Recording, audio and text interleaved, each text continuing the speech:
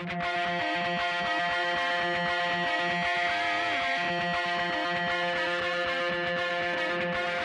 listening to the Roofing Success Podcast, a show created to inspire roofing contractors to achieve optimal success in their roofing businesses. I'm the host, Jim Moline, the co-author of the book, Internet Marketing for Roofing Contractors, How to Triple Your Sales and Turn Your Roofing Website into an Online Lead Generation Machine. I'm also the co-founder of Roofer Marketers, the digital marketing agency for the roofing industry. On each episode, I'll be sitting down with industry leaders to talk about their processes, the lessons they've learned, and how to find success in roofing. Hey, welcome to another episode of the Roofing Success Podcast. As always, like, share, subscribe, comment, leave us a review, all that fun stuff. Follow us on Facebook, Instagram. We have a new Instagram for Roofing Success. If you want to continue the conversation beyond just listening here, go to Facebook, type in Roofing Success and join the Roofing Success Facebook group. Oh, check out our TikTok. We just had a nice TikTok with one of the clips from the episode with Dimitri Lipinski. Just hit 50,000 today, Devon. Just hit 50,000. So this will be aired a little bit later. Hopefully there's 100,000 by the time people listen to this. But I'm sure it will. Yeah, awesome. So today I got another successful roofing contractor to talk to, Devon Bullard. Devon Bullard from Bullard Exteriors down in Georgia. How you doing today, man? Sir. Oh, doing great. Appreciate you having me on. Yeah, awesome. For people that haven't heard of you, don't know of you, how did you get into the roofing industry? Or tell us a little bit about Bullard Exteriors and how you got into the roofing industry. Yeah, so I grew up, and some good friends of mine growing up had a roofing company, and they were, down in Macon, Georgia. I don't know if you ever heard of Crosby Roofing, but those guys have built a fantastic business. But growing up, we used to, ride around with their dad quite a bit and see all the job sites, see all that kind of stuff. And so growing up, I really, looked up to them and still do. I mean, they've done, like I said, they've done a fantastic job, but I always knew that I wanted to get into, the contracting space. Didn't really know exactly where to start with that. Didn't have, a big budget or anything like that coming in. So, had to start out a little bit different. Started out actually in pressure washing, but the main goal that I had coming in was to make a positive change in the industry. Kind of if you look at every story of or every bad example of a contractor that you've heard of, you've always heard, well, they didn't answer the phone, they didn't show up, and it cost more than they said it was going to. And so the year before I started my company, my grandparents actually had a house fire, and the company that did the work for them told them, yep, it's going to be, 3 months. It's going to be, X, all the promises, right? Well, they were displaced at, they're in their 70s, and they were displaced from their home for 7 months, and it was roughly triple the cost. And some of their belongings never made it back to their house, and, all that kind of stuff. And I said, I don't, as much as is in my control, I don't want that to ever happen to somebody. And so from there, I said, okay, if I can just show up, do what I say I'm going to do, and charge people a fair price, which is not always the cheapest, but it's fair, then I can do well. And so, with that kind of mentality, we've grown every year. Yeah. And getting into it, I think your story's, it's unique in the way that you got to roofing. You started in pressure washing. But like right. You said, you started, kind of bootstrap the business. So yeah, you told me a little bit about that, how you kind of went out. Yeah. Yeah. So I sold a motorcycle and bought a pressure washing trailer. And when I bought it, it was in the middle of winter, and I didn't know what the heck I was doing. And so the trailer was actually broken. The pressure washing unit on it was a hot water unit, and it was the coil, that heats up the water was like Swiss cheese. I mean, there were more holes in that thing than I could count. And so it ended up costing me like another $2,500 to get it fixed. But from there, I just started going door to door, and so I started door knocking. Hey, I could pressure wash your house today. I'm literally here right now. I will make this thing look brand new right now. And so, it eventually got to where I was knocking on doors for a week and working for 2 to 3 weeks and kind of repeating that cycle. And so, after, a year or so of that, people started asking, well, we're getting this done because we're, getting ready to paint the house. I was like, well, I can do that. And so I started painting, and then I started, I taught myself how to do all the soffit and fascia repairs, corner board, siding, all that kind of stuff, deck repairs. And so, my path to roofing was basically through pressure washing and then painting and then repairs, siding. And then from there, I started doing all of my own roof repairs. So I spent, the first few years of business literally doing every trade almost by myself. And then I brought some guys on. And so now we've got crews and teams and all of that fun stuff. We're still actively pressure washing. We do roughly 5 to 6 houses a day today still. Nice. So, but I love that story because there's like I don't know. I watched a episode with his name. It's Valuetainment on YouTube. Patrick David Bett. Yeah. He had a video recently that I was watching, and it was want versus will. Yep. And he said, when you say you want something, I want to be a contractor, right? Or I will be a contractor, or I will be a good contractor, right? Yeah. Like when you put that out there into the world, I was like, man, that's a powerful language change. And you started off, I mean, you're like, I'm getting into the contracting game. I'm going to do it through pressure washing. And the first thing that happens, you hit a roadblock, right? Like, what was your mindset at that time? Like, how did you, because you sold your motorcycle to buy this and start this business. And now all of a sudden you hit this roadblock again. Where were you at that time? Well, I was very fortunate at that time it wasn't the first shop that I found. I took the trailer to a shop that worked on, small engines and stuff like that. And it sat there for 3 weeks and the guys didn't do anything with it. And so I just called them like, hey guys, I need to pick this thing up, because you haven't done anything with it. And I found this other shop, and the guys there took it in, looked at it, and all they did was pressure washers. It took me 3 weeks to find them. But all they did was pressure washers, and I took it into them, and the guys that owned the shop basically looked at it and they said, what are you trying to do? And I said, well, I laid out exactly what I was trying to do overall. And it was kind of crazy because there was a gentleman in there that was in that same shop, and it was like a hole in the wall. The best restaurants are like this hole in the walls. Yeah. It was like that. So there was another guy in there at the time who was picking up another trailer. It was, I think, his 14th or 15th trailer that he has actively running. And I was asking him, I was like, so what do you guys do? He said, well, we pressure wash every Walmart from Tennessee to Texas. And so, I knew I was in the right room, but these guys ended up taking that on, and they said, I'll tell you what, pay us as you can. We're going to fix this and we're going to get it started up for you.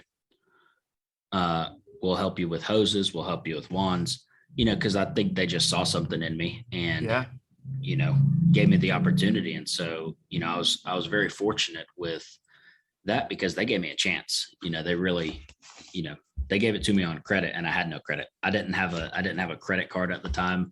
I sold a motorcycle, I had everything I had right into it. And so, the guys up there, we still work together today. And they really gave me a chance on that. So that's awesome. I looked at the problem and I didn't know what the heck to do, but I took their advice. And so whenever they were telling me what to do and kind of what next steps to take, I was paying attention. And so that was what really helped get my start. So it's amazing how things line up, right? Like, you're just trying to get your problem solved. These guys, your trailer's sitting in this shop for a while, and now, now you're like, hey, I got to get this out of here. You find this other place, and now that's the inception of it.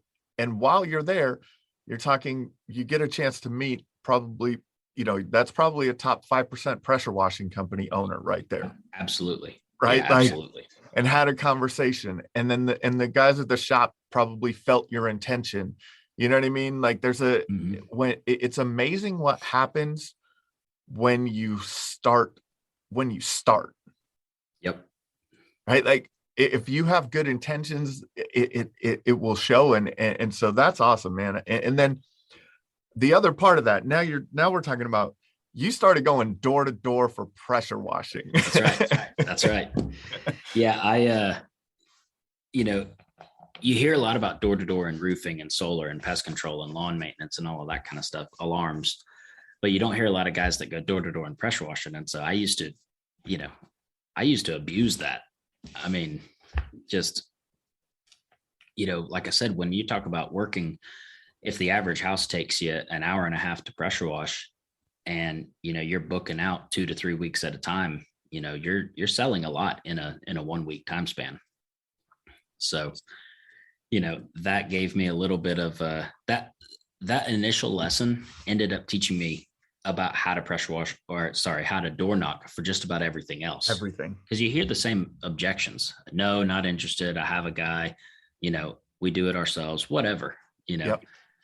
So yeah, that was interesting. It is, but see, that's that will versus want, right? Like people that want their business to succeed, they try to find every opportunity to not do the everything it takes, right? Like Right. When you will succeed, like the fastest way to a check is door to door. Absolutely. I mean, that's your quickest return overall. That's right. Yeah. And if you don't have a lot of business, you have time. Yes, you do. Yes, you do. And so take that time and go out there get out there and make it happen. When you go out and make it happen, and that's a powerful thing. And I'm sure, and now, like you're saying, now that door-to-door experience is carried in to your roofing business. Yes, it has. Yes, so it's something that's repeatable. So from the pressure washing, people started to ask you about other things. That's kind of how the services got added? Yeah. Yeah. So, one of the things that I always did is, let's say I was pressure washing a driveway, I would always do the sidewalk to the house and the front porch, and if they had a little 10 by 10 pad in the backyard, I would go ahead and do that without charging them for it. I was always trying to do that little extra bit, right, to make me stand out. And so a lot of people started asking, man, hey, we really wish you did this. I was like, well, okay. So I started, learning that. I didn't understand how to price any of it in the beginning, so I got my butt kicked quite a few times. But yeah, so I started, really honing in and saying, okay, people want to work with someone they know, like, and trust. And if they know me, like me, and trust me, then they'll work with me on multiple things. And so we really kind of developed that. And that's why it's Bullard Exteriors now.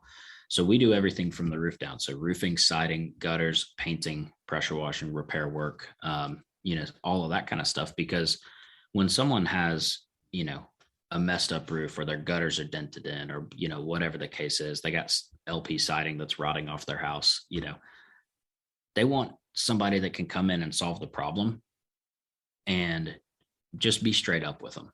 And so for us, we have customers that have been with us from $150 pressure washing all the way through a total exterior renovation, and we've got customers that start at, a $30,000 roof and then go down to a $400 pressure washing, so our biggest thing is we want them to know that we're the company that they can call. We're the guys that they can call whenever they need anything on the outside done.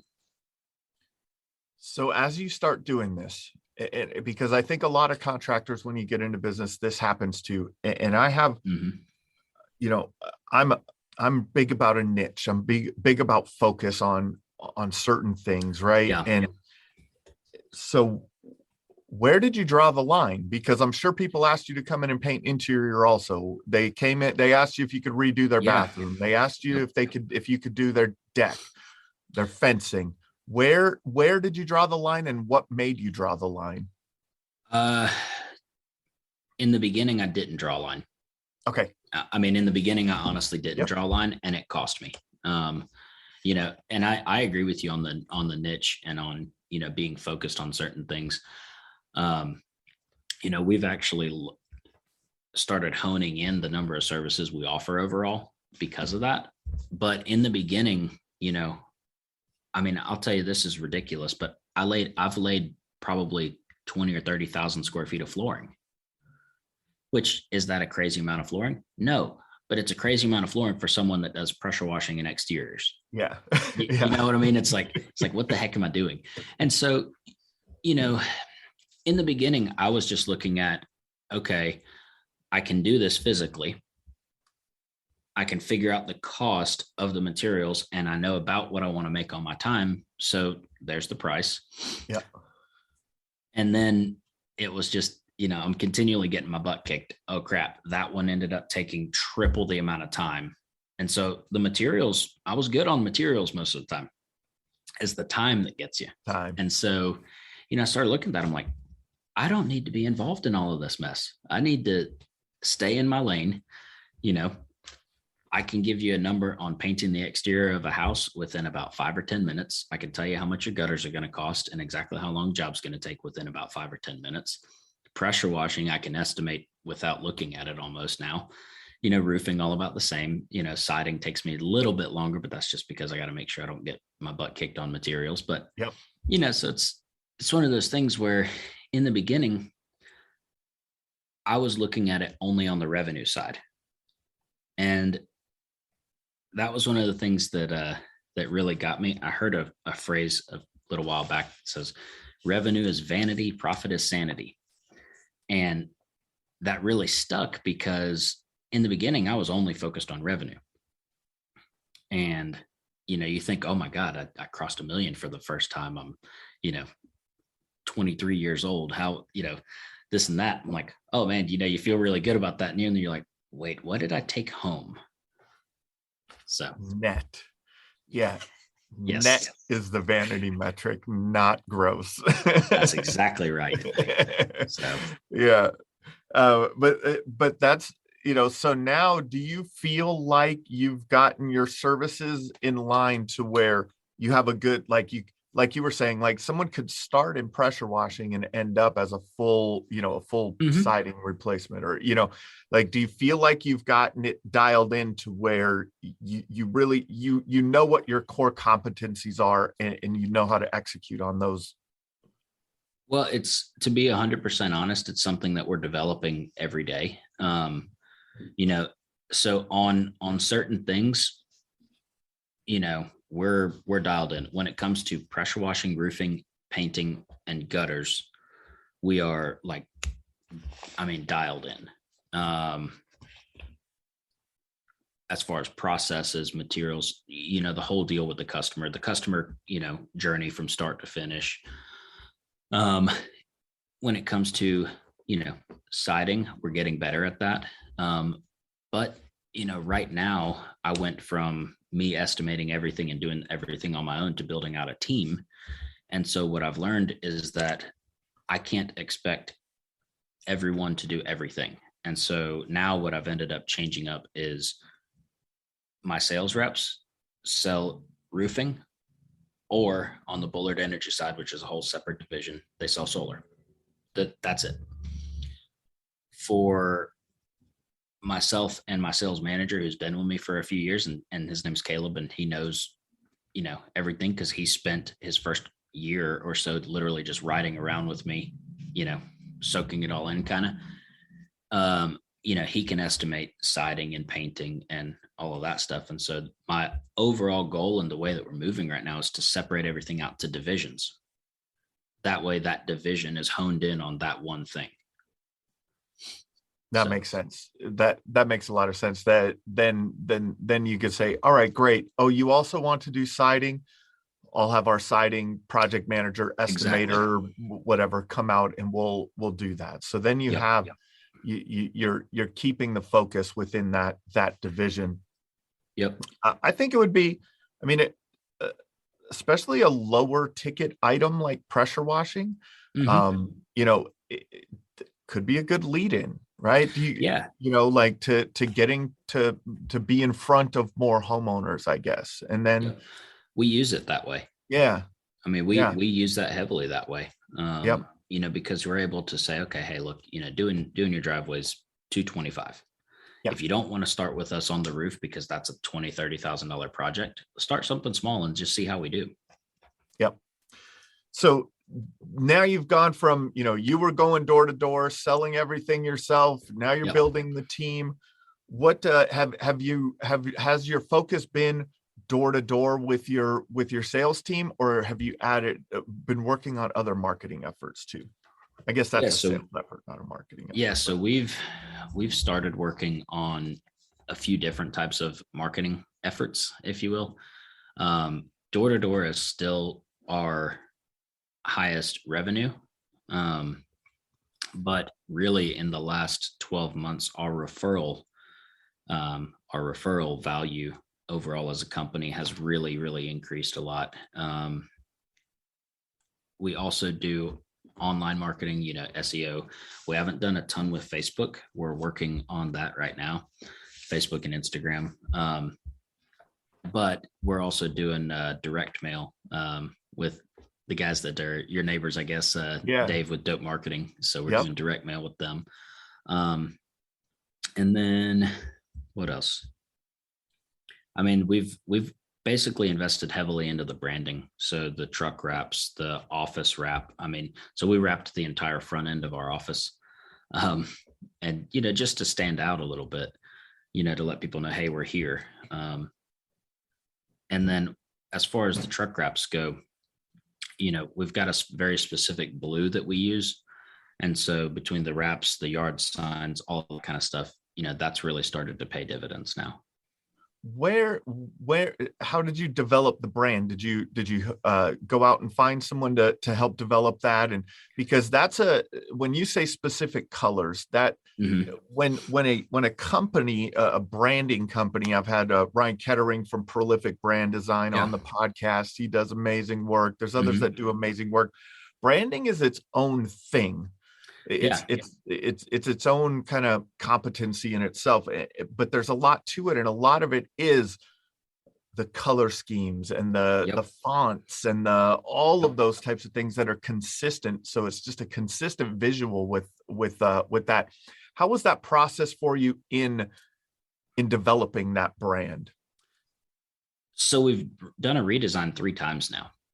So it has been a process. It was not, I didn't just have this brilliant idea. And then all of a sudden, here we are, by any means, but, I went from having one logo where it was, the full name Bullard and then exterior spelled out, and both of them are just kind of stacked one on top of the other. And, I started realizing no one will ever recognize that.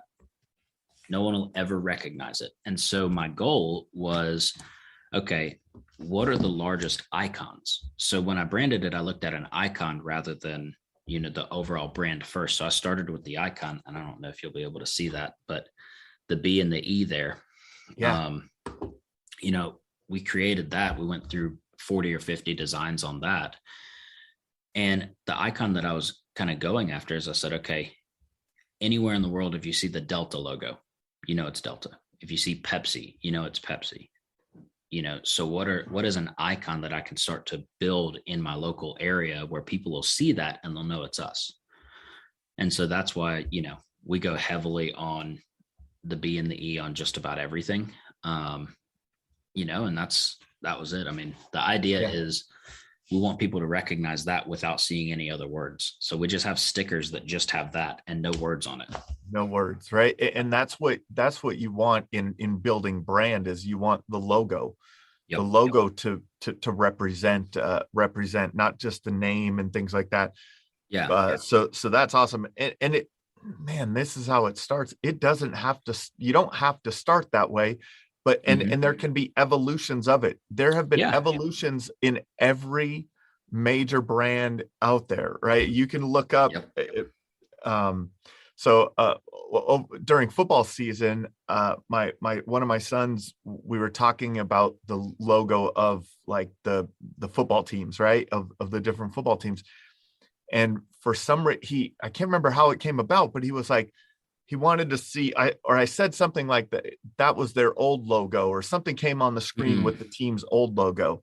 Right. And I was like, oh, that was their old logo. And he was like, what do you mean their old logo? And I was like, oh, let me show you. And so we Googled, like, the Tampa Bay Buccaneers logo, right? Or the Minnesota Vikings logo. And like over time, how it changed, and there are iterations of each of them over time, right? They kind of have that same core essence of them sometimes, but sometimes there's just been a complete rebrand, right? Yep. Completely different look and feel. You can even look at that in Coca-Cola's logo or any of these things. Like it changes and morphs slightly. Sometimes it's a slight variation in color.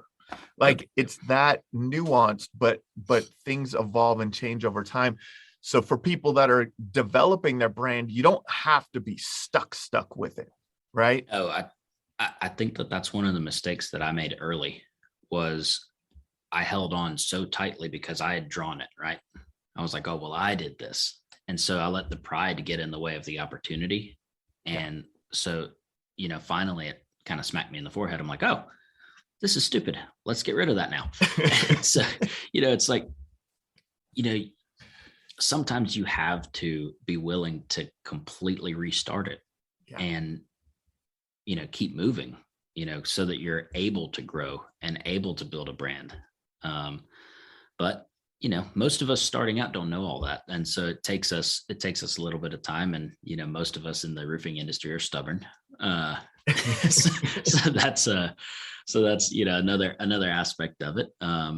So it takes a little bit of growing up for us to end up being able to actually grow the company. I also think that sometimes we get stuck because you have it in so many places. Maybe you already have some trucks that are wrapped, and maybe you have like your logo's on everybody's business card, and it's on, it's on so many things, all of your yard signs and all of everything in there. And when you do this, you have to redo all of that. It's a process and it's an investment. Yeah. We did that in stages. I mean, because it was about a $15,000 change for us between trucks, yard signs, everything that you mentioned. And so we did it in stages. I mean, the cheapest thing to do it on is business cards. You spend $300 and your entire team has all new business cards. Okay, cool.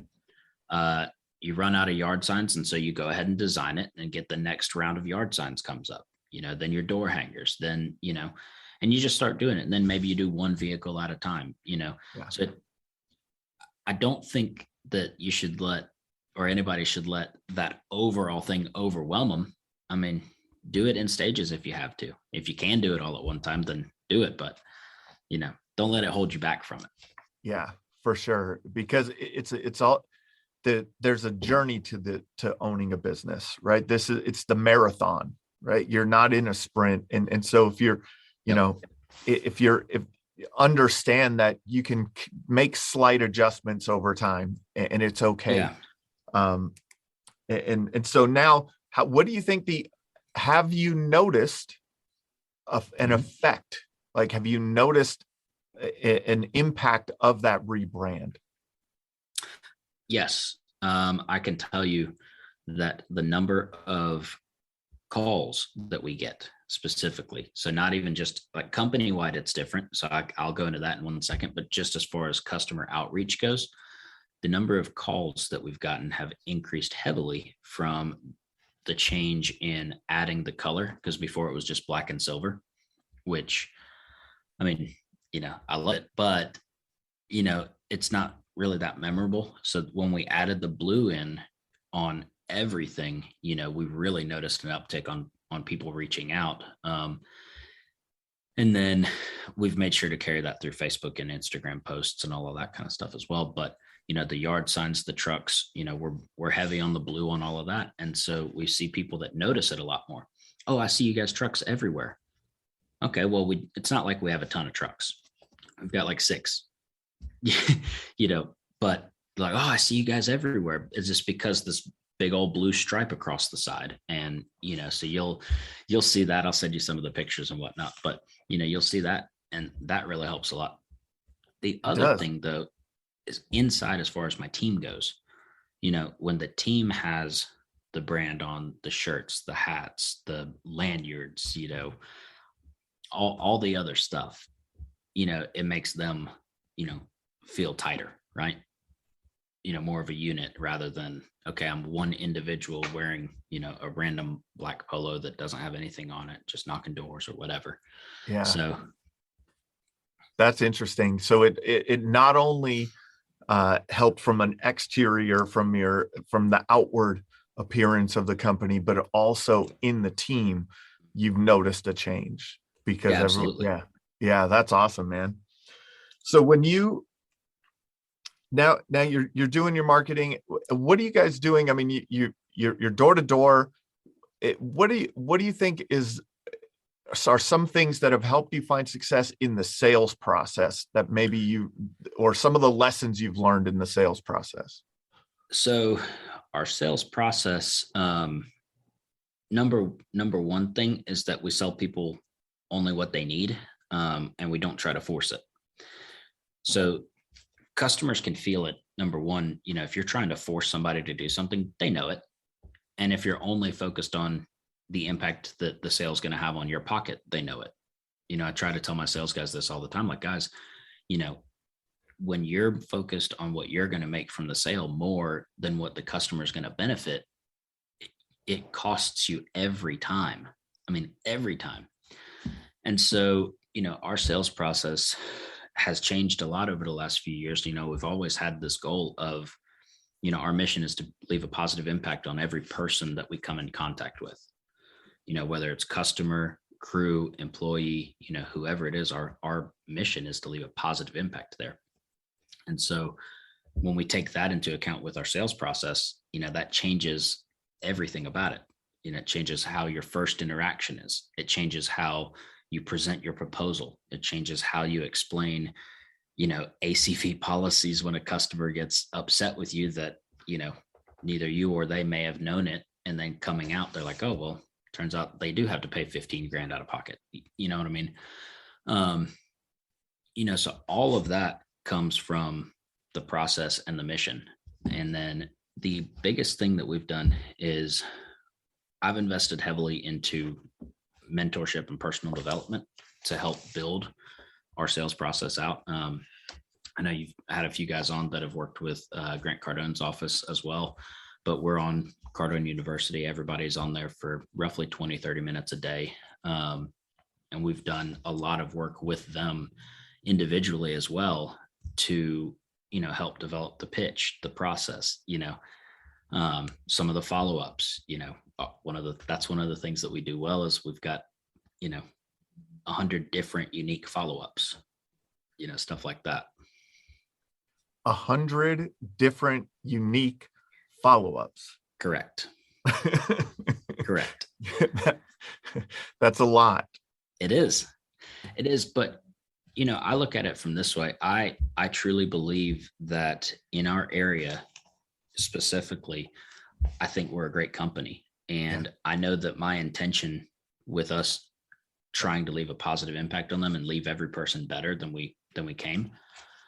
I know that, like, I almost feel personally that they don't get the best service if they don't work with us. And so I'm willing to follow up with you for 100 different times or for 3 years. I've got people I've been following up with for 3 years that still haven't worked with us.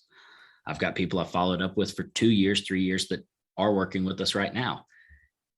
So for me, it's just, I'm sold on what we do for people. Yeah. And so I'm willing to stay in there because maybe they're not ready to work with us yet. Maybe they never will be, but that doesn't mean that I don't believe in my ability to help them. That is a long-term thinking, right? Or that's good long-term thinking, right? Like, Yep. I think short-term thinking kills businesses quickly. I agree with that 1,000%. And there are times in business where some short-term thinking is needed, right? Like, it's, when bills need to get paid, like there's some short-term thinking that needs to be, that needs to happen there. but it's short-term problem solving for the long-term goal, right? So one of the things, so 100 unique follow, how long of the kind of sequence, or how long does that go for in that 100? Yeah, 100? so that the initial 100 is roughly the first 6 months. So, and so they give you a call, or they fill out a form on your website, or you've been at their house, you did an inspection, something like that.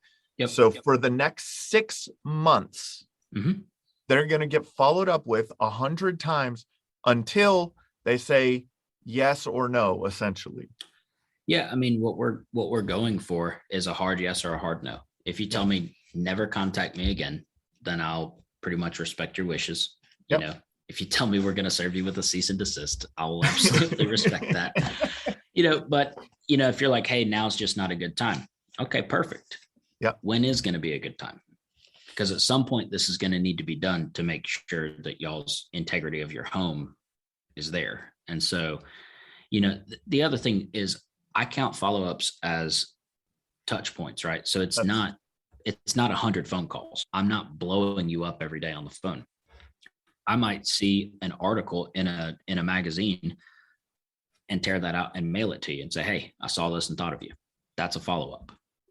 If I see a customer that has an immaculate lawn, from our initial inspection, we have the photos. So I might Photoshop that on, a magazine cover and mail it to you.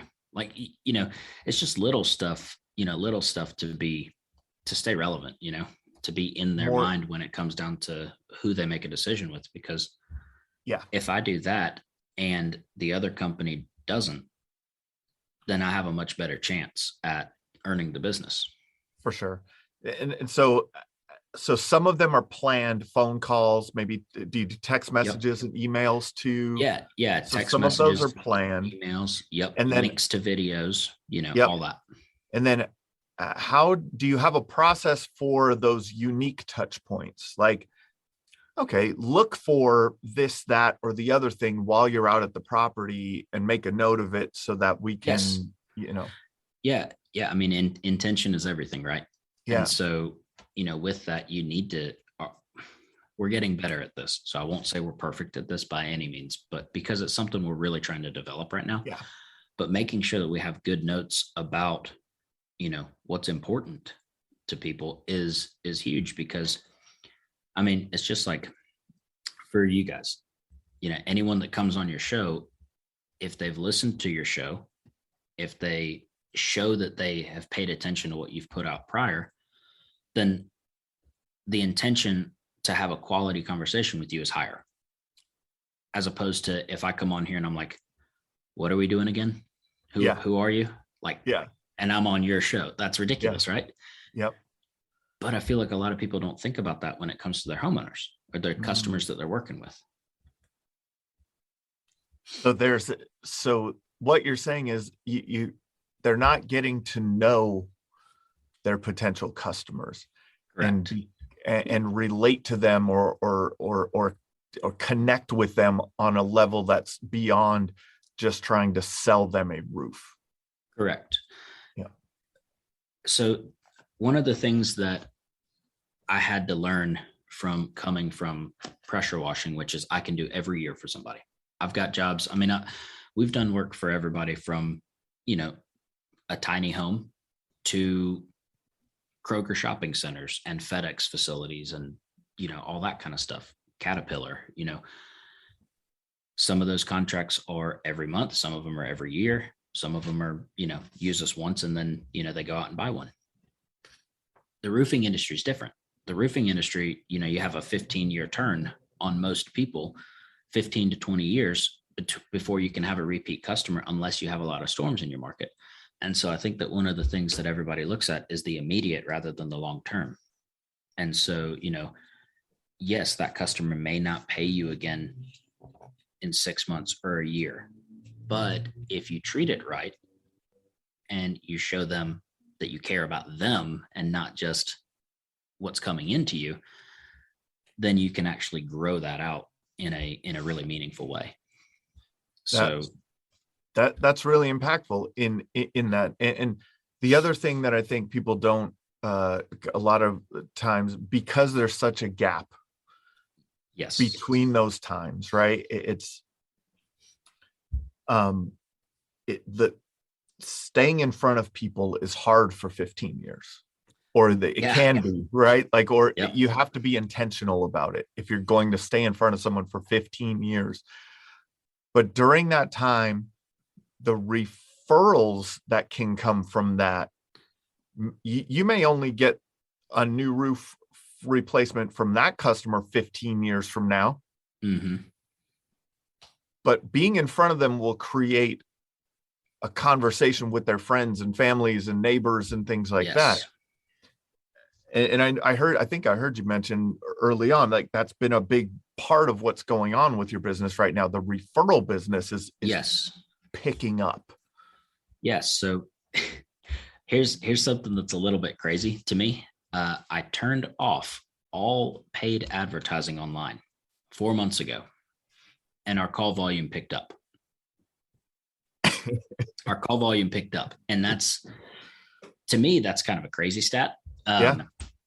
But the biggest thing with that is we started making sure that we're not just going after the next, that we are focusing on working with, you've heard the phrase, love the one you're with. Yeah. That you love the one you're with, and that you're all there while you're there. And that has had a profound impact on it. And so, that's helped our referral growth quite a bit. We're constantly working on reviews. That was a big mistake that I made in the early part of the business, is that I was focused on go out, get the customer, do the job, get paid, go to the next customer, in the very beginning. And then I'm like, oh, I'm stupid. I've done 2,000 jobs and I have no reviews. How ridiculous is this? So, but yes, the referral side of things has been huge. And it's untapped gold right there. Yep. It's untapped gold.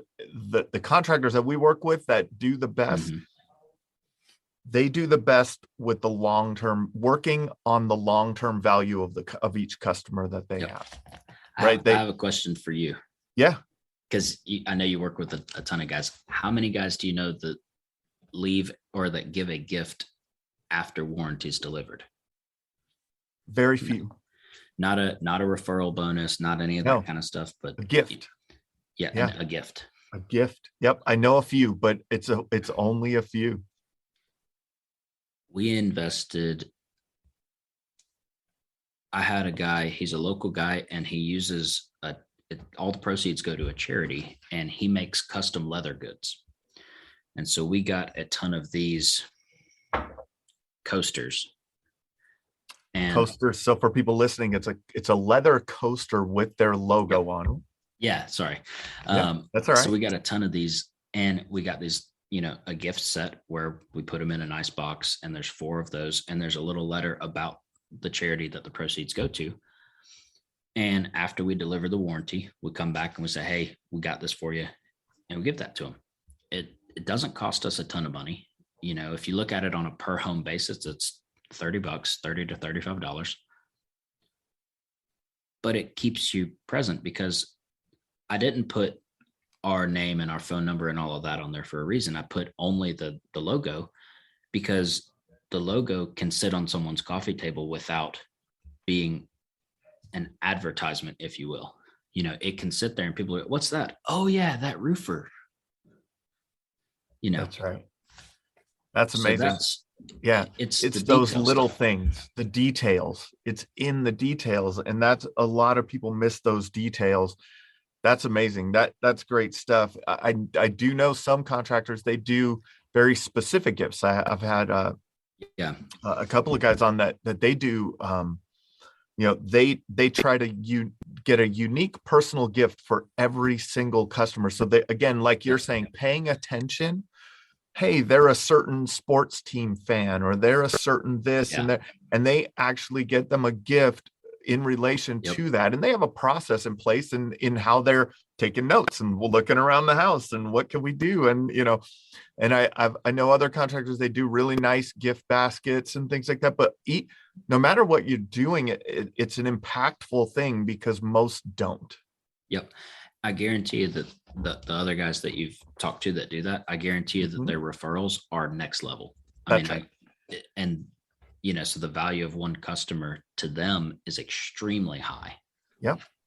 And then if you want to grow and you are investing money in marketing, there's that old adage, he who can pay the most for a customer wins. Yeah. Right. And so if you have all of those details down on the long-term follow-up, on the creation of a long-term value out of that customer, right, you can pay more. Yep. That's how people look at their competitors and they're like, how are these guys doing it? What are they doing? They're spending so much money on advertising, and how I can't even, invest it. It's in the long-term value. That's where the gold is. Yep.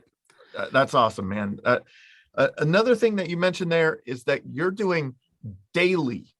You have your guys doing your team, doing daily trainings on the whole company, on Grant Cardone, on the Cardone University. Yes. So whatever platform you're on, what's the mindset behind that, and what specifically are they doing on a daily basis? Like, is it, hey John, you need a little help with this? Hey, so-and-so, you need a little help with this. Here's a specific thing that, go and do this training or that training, or is everyone doing the same thing every time?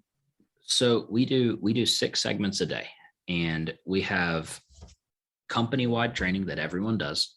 There's 2 of those. So when we have our morning meeting, everyone's talking about the same thing. We're all on the same track, on the same page. Then the sales team has 2 segments of sales specific, targeted to whatever they need help with at the time. So whether that's follow-up, I noticed that their follow-up stats are down. Okay, hey, your follow-up stats are down. Your referrals are down. We need to pick up on that. Hey, you're having trouble with objections. You're getting a lot of people that tell you no right now. Let's help with that. And then for the office, we have, we've got 2 awesome ladies here in the office that, answer phone calls, help follow up with customers and all of that. So we focus customer service and inbound calls for them. And so, the training is daily because it only takes a little bit of time to get rusty. Yeah. And, for us, we need to make sure that we have our best version of ourselves customer facing at all times. And that's difficult. It takes no time for something to be going on at home. Like for me, I know, hey, let's say, we have something going on at home. We got something going on where some of the crews maybe weren't doing what they were supposed to be doing, and I'm agitated about that. Okay, but then I got to answer the phone for a customer with the mission in mind that I want to leave a positive impact. And so how do I go from the agitated side over here to that focus? And so that is where the daily training really comes in. In order for you to speak with customers that day, you have to do your training. If you don't do your training, you're not talking to our customers. Because we don't warm up on the customer. You don't warm up on the customer. That's right. That's awesome. How has you, so, you've sought out mentorship in your path, right? And I think that's so important. Grant Cardone, Cardone University has that been the main one, or have you done other, yes, focused on others too? So I look at it in a few different areas, right? So for my sales team, as far as sales, objection handling, follow-up, that kind of stuff, Cardone University is like our main number one thing for that. For processes and some of the personal development side, I think I told you I worked with John Paramore, and he helped me out a ton. I mean, the work that John and Katie do over there at Smash is incredible. I mean, they really helped me nail down my processes. They helped me out a ton on that as far as just getting my house in order. Right. And the nice thing about them too is that they'll tell you what you don't want to hear, and you need that.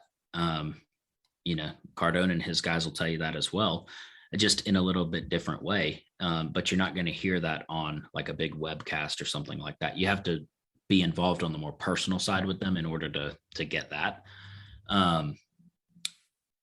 Read a good bit of John Maxwell on leadership, because I realized that my job is to develop myself as a leader so that I can help develop my team as leaders and grow and expand through them.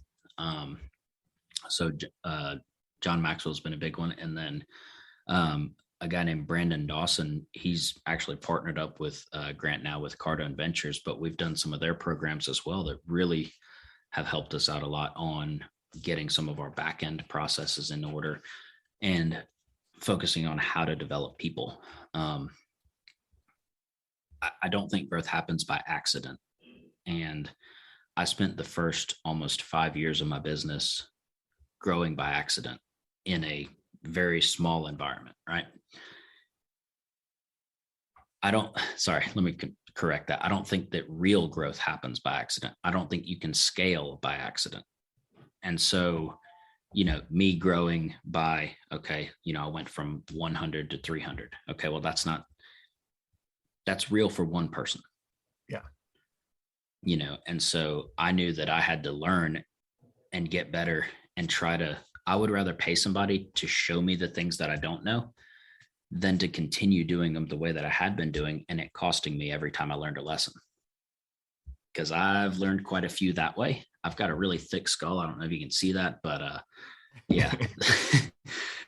You're going to pay for the lessons. You're going to pay for the lessons one way or another, right? Like, exactly. You're either going to pay for them by not judging how much time it's going to take on this job, or you're going to pay for them through some mentorship and coaching, and even books and different seminars and conferences, and going out there and being a part of things and helping to develop that growth.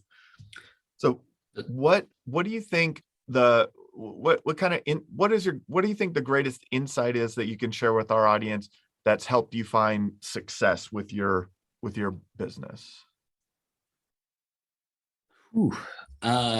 So the greatest insight.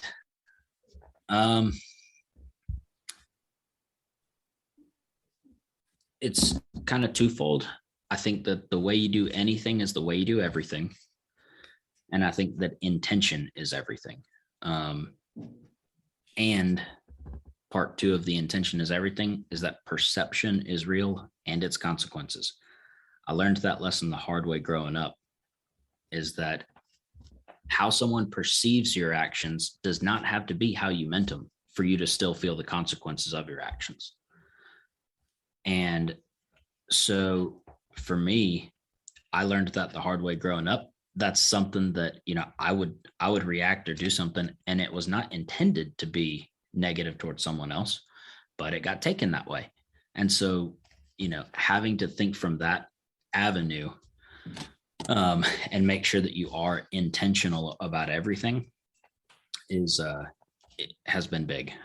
It's something that I still struggle with and work on every day, but I think intention is everything. And like I said, the perception is real and its consequences. So that's awesome, man. This has been another episode of the Roofing Success Podcast.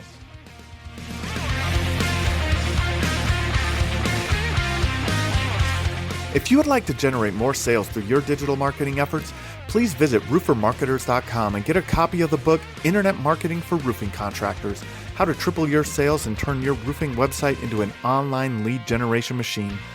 Also, check the training section of the website for guides on everything from running effective pay-per-click ads to how to properly set up your Google My Business listing.